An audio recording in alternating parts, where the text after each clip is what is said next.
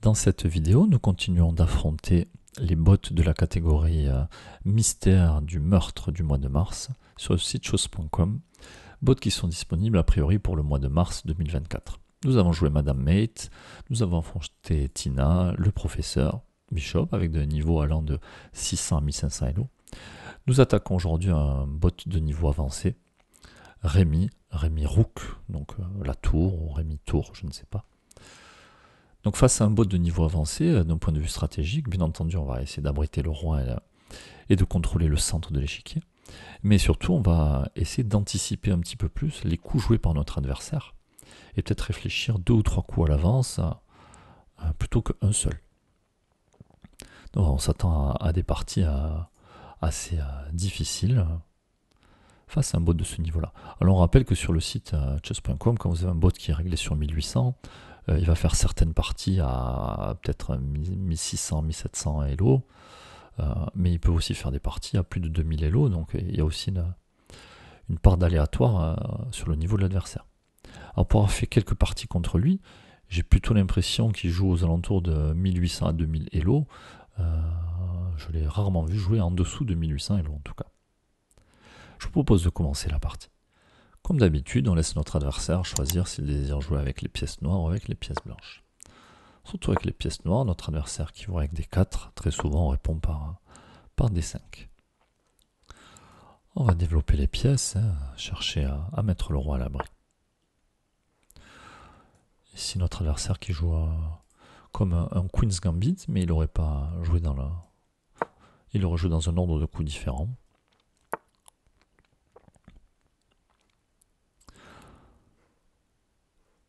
Donc on a tendance à laisser la pression, alors ça existe de prendre le pion. Je vais mettre le roi à l'abri rapidement. Adversaire qui ouvre la diagonale de son fou. Alors ici, est-ce qu'on peut jouer à C5? Je peux aussi jouer d'abord B6 pour jouer C5 dans un second temps. Et puis comme ça, si mon adversaire pousse le pion, je pourrais capturer. Alors, attention, si je joue C6, j'ai ma tour qui peut être exposée. Et bon, pour le moment, son fou est loin de venir sur la diagonale. Alors que maintenant, son fou approche. On me dirait, si jamais il place son fou, peut-être que je peux mettre un cavalier.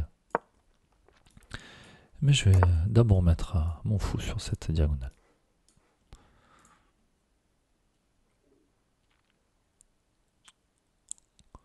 Et puis je vais aussi sortir le cavalier qui est prêt à aider.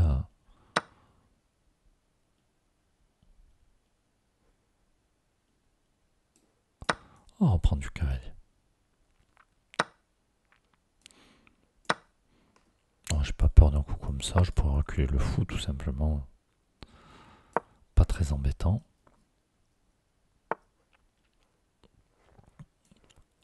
Adversaire qui met une tour en face de mon pion. Adversaire qui va rajouter de la pression par ici. Qui met de la pression sur mon cavalier.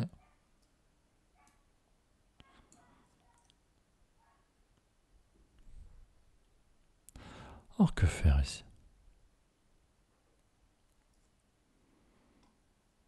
L'impression qu'après, l'adversaire peut venir par ici pour pouvoir déplacer ma tour pour finir par gagner ce pion.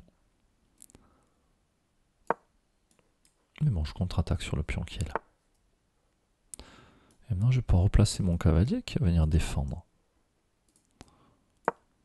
Et mon cavalier est très bien placé ici. Il ne peut pas se faire chasser par un pion C ou un pion E. Puis à tout moment, si mon cavalier s'en va, il peut créer des soucis. L'adversaire qui continue de mettre la pression. J'aime pas trop où madame est placée, un peu enfermée. Je peux pas bouger mes tours. Je peux pas sortir mon fou.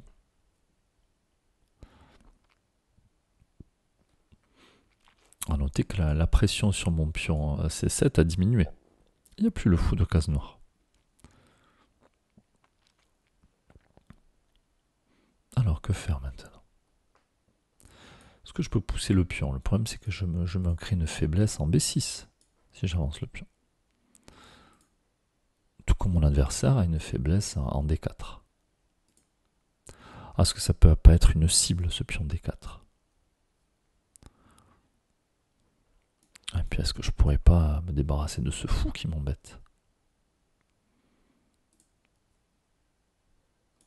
Alors là, je peux pas, parce que mon adversaire met du monde par ici. Après, je me dis, il n'y a pas de pression sur mon pion C7, mais pour le moment. Si mon adversaire commence à doubler les tours,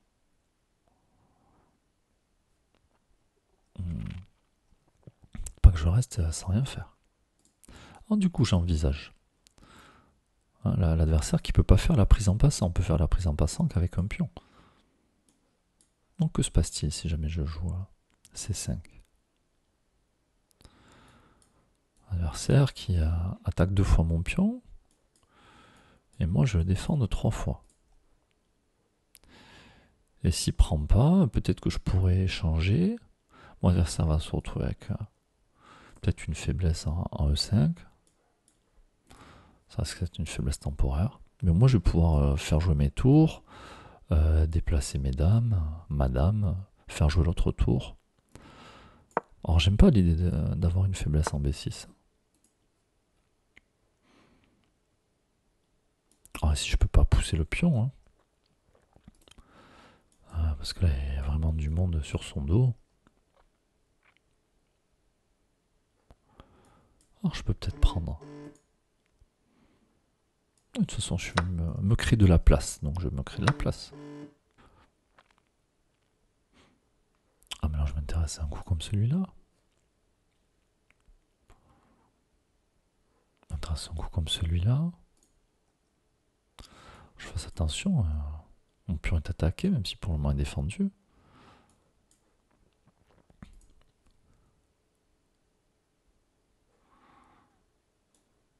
Bon, que faire?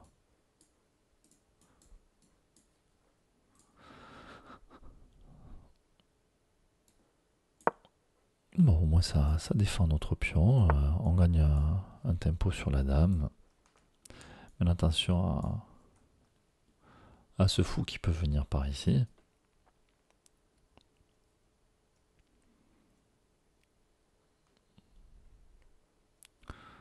Est-ce que je devrais pas ramener le cavalier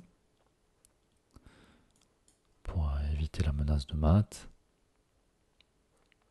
J'aimerais bien ne pas toucher à ce pion. Alors je peux aussi, j'allais dire, je peux bouger la tour pour emmener le fou, mais attention, je perdrai la tour.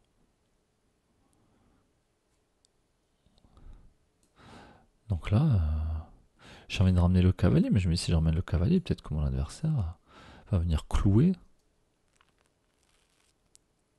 mon cavalier.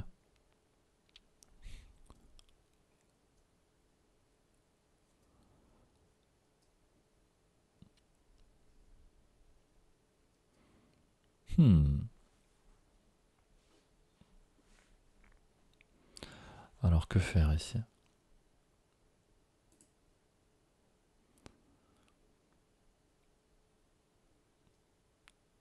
Peut-être je pourrais me débarrasser de ce clouage dans un second temps.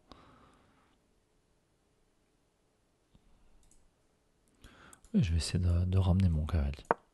Pourtant je l'aimais bien ici, mais j'ai la pression qui est mise sur le roi. Alors maintenant attention, hein.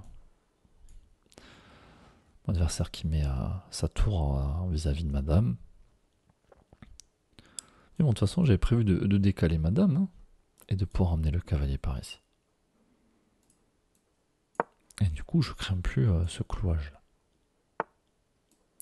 Donc on s'attendait à ce que l'adversaire vienne jouer le fou ici. Adversaire qui menace madame, je vais la décaler.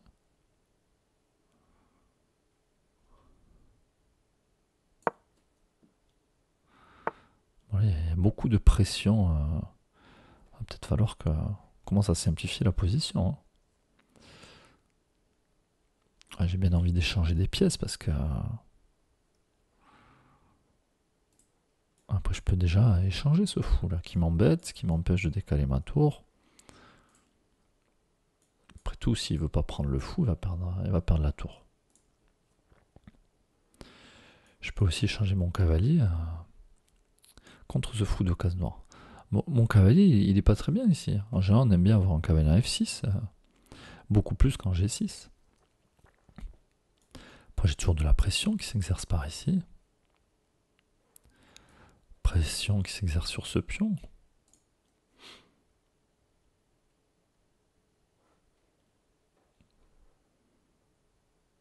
Alors, que faire? Dans quel ordre jouer? Il faut que je me méfie aussi d'emprunt, cavalier, qui va mettre beaucoup de pression sur ce pion ici. Je pense que ma priorité, c'est aussi de faire quelque chose, de ne pas tolérer les tours par ici. Peut-être que je vais pouvoir venir là. Et à mon adversaire qui recule son fou, il a envie de le conserver. Et moi, j'ai pas envie d'accepter sa tour ici.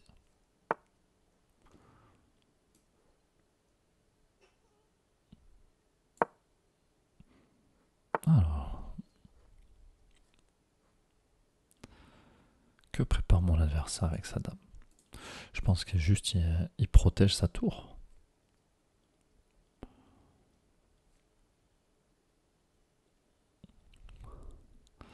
Alors maintenant, est-ce que je peux pas gagner sa dame?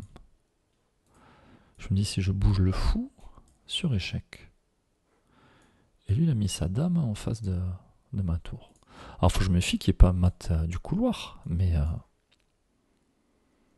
mon autre tour est protégé.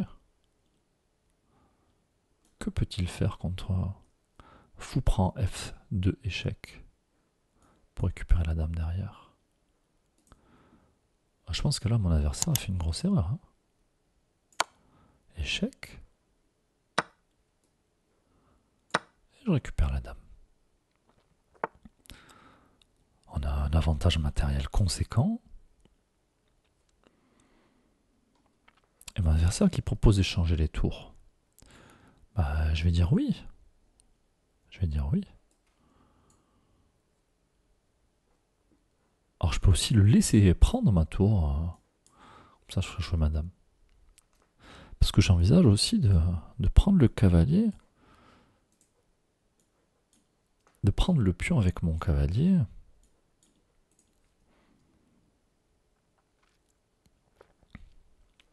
Et j'ai peur que si je prenne sa tour, il décale son fou. Et du coup je pourrais plus le menacer. Donc je vais rester à... S'il veut échanger les tours, mais qu'il la prenne.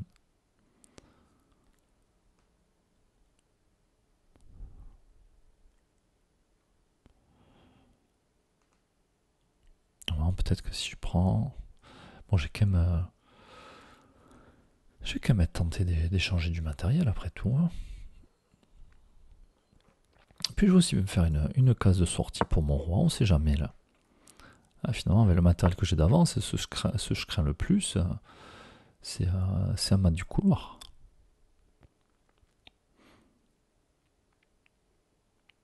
Alors, je crois que je vais vraiment la prendre cette tour. Hein.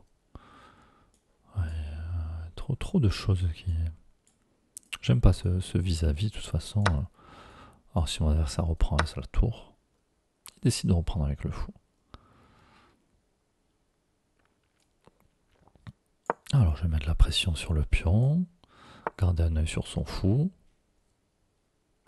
Ah, ça qui pousse un pion, qui m'offre un pion. Maintenant, est-ce que c'est vraiment un pion gratuit?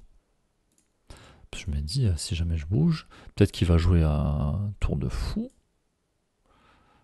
pour qu'il y ait une découverte sur madame. Mais s'il fait ça, je pourrais très bien prendre l'autre pion après tout. Je crains pas... Son fou peut pas mettre mon roi en échec, donc il n'y a pas de découverte très grave. Donc je vais prendre le pion. Et puis s'il prend le pion, je prendrai aussi le pion. Ça va simplifier des choses.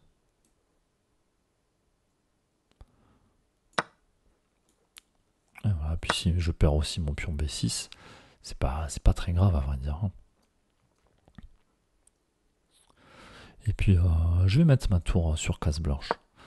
Comme ça, le fou pourra plus l'attaquer. Alors maintenant, il faut que je me méfie de fourchettes éventuelles. Ah, mon cavalier n'est pas bien placé. Je vais essayer de le replacer. Et puis, je vois cette case. Hein. Si jamais mon cavalier était en D5, il attaquerait la tour, il attaquerait le fou.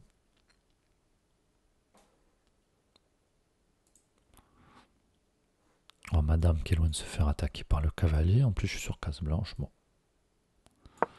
On va venir se placer là. Ah, l'idée, c'est d'échanger du matériel. Donc, on a du matériel en plus. En plus, son fou n'est pas défendu ici.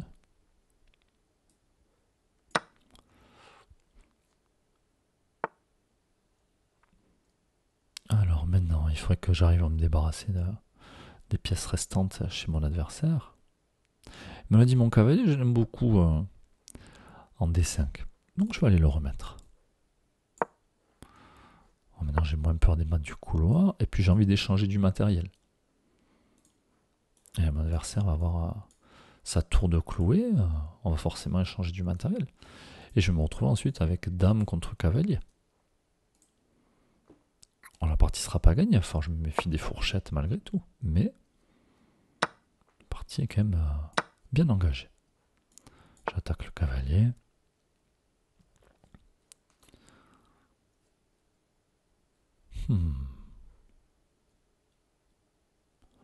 Bien envie de clouer son cavalier aussi. Maintenant, je m'intéresse à mettre son roi en échec.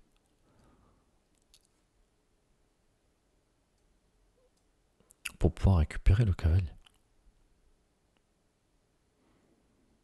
Mais j'aime pas l'idée d'éloigner mon cavalier. Je peux peut-être le roi en échec ici. C'est ce que je vais faire. Et puis on verra ce que va faire mon adversaire. Alors le problème, si je mets le roi en échec, ça... Si je mets mon cavalier en D5, je vais avoir du mal à venir grignoter ce pion E5. Parce qu'une fois que le pion E5 saute, je vais pouvoir avancer mes pions et l'adversaire aura des questions à se poser quand même. Après je me dis, mais oui, je peux déjà venir grignoter d'autres pions. Échec, le roi va sûrement vouloir rester au contact du cavalier.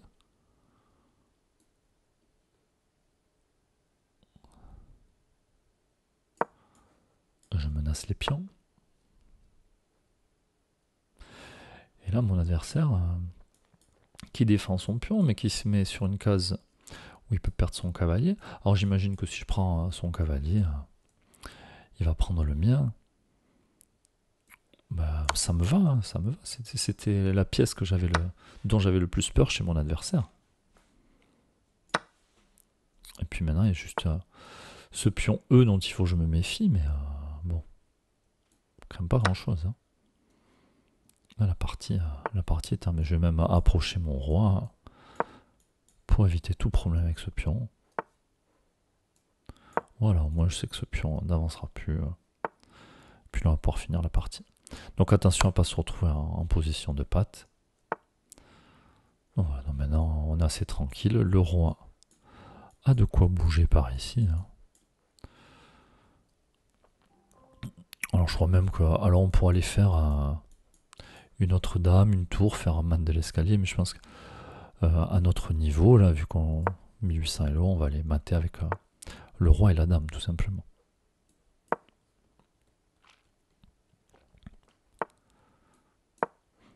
Donc l'idée c'est d'amener, on le rappelle, le roi sur le bord de l'échiquier. Mince. On va déjà l'enfermer. Maintenant le roi est coincé sur la colonne A. On approche notre roi et il y aura mat au prochain coup. Échec et mat. Bien, un adversaire coriace. Apparemment on a fait des grosses erreurs, hein, 2 gaffes. Il faudrait peut-être revoir la partie pour essayer de les repérer. En tout cas, voilà, 1800 Elo, ça commence à jouer très sérieusement. Quoi qu'il en soit, j'espère que Cette vidéo vous aura plu, j'espère que vous avez perçu la tactique pour gagner la dame, en même temps que nous l'avons joué nous. On se retrouve prochainement pour d'autres vidéos. À bientôt!